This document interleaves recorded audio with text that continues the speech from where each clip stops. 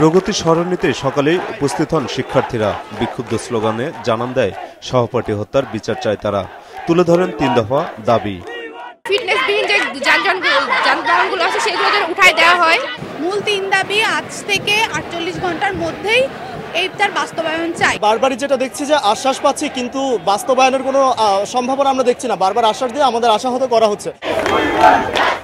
একই সময়ে রাজধানীর ফার্মগেট, উত্তরা, ধানমন্ডিতে নিরাপদ সড়কের একই দাবিতে পথে নামেন শিক্ষার্থীরা। পুরনো ঢাকায় রায়সাহেব বাজার এলাকায় জগন্নাথ বিশ্ববিদ্যালয়ের শিক্ষার্থীদের সাথে একাত্ম হয়ে সড়কে অবস্থান নেয় আশপাশের কলেজ ও স্কুল পড়ুয়ারা। শাহবাগ মোড়ে নামেন ঢাকা বিশ্ববিদ্যালয়ের শিক্ষার্থীরা। সেই বিক্ষোভে একাত্মতা জানান ডাকসুর নবনির্বাচিত ভিপি।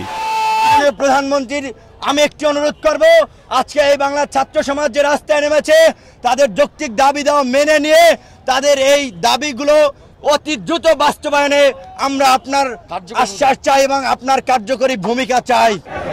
ধানমন্ডিতে সিটি কলেজের শিক্ষার্থীরা গত আন্দোলনের মতো এবারও বিভিন্ন গাড়ির কাগজপত্র যাচাই শুরু করেন।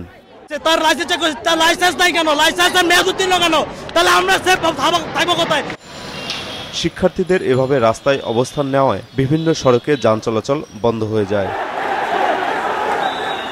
11টা নাগাদ প্রগতি সরণিতে বিইউপির শিক্ষার্থী আবরারের দুর্ঘটনাস্থলে ফুট ওভারব্রিজের ভিত্তিপ্রস্তর স্থাপন করেন উত্তর সিটি কর্পোরেশনের মেয়র।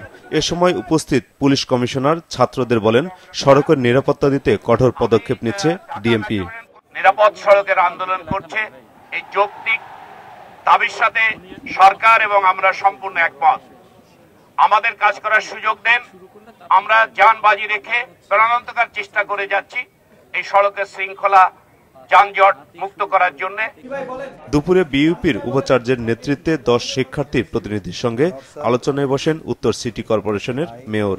আলোচনা শেষে 3 দফা দাবি পূরণে 1 সপ্তাহ সময় বেঁধে আন্দোলন স্থগিতের ঘোষণা দেন ছাত্ররা। 28 তারিখ বৃহস্পতিবার 11টায় আমাদের মেয়র মহোদয়ের সঙ্গে এখানে আমাদের আবার একটা মিটিং আছে। সেই মিটিং এর আগ পর্যন্ত সব ধরনের অবরোধ, বিক্ষোভ স্থগিত। আমরা সিদ্ধান্ত নিয়েছি যে সারা ঢাকা শহরে প্রয়োজনীয় জেব্রা ক্রসিং, আন্ডারপাস, যাত্রী ছাউনি, স্পিড ব্রেকার এবং রোড সাইন ইত্যাদি আগামী 7 দিনের কার্যদিবসের মধ্যে আমরা সম্ভাব্য যাচাই বাছাই করে সুনির্দিষ্ট পরিকল্পনা পেশ করব। বিকেল নাগাদ শিক্ষার্থীরা অবস্থান থেকে সরে গেলে রাজধানীর পরিস্থিতি স্বাভাবিক হয়ে আসে। মাহমুদুল হাসান, মাছরাঙা সংবাদ, ঢাকা।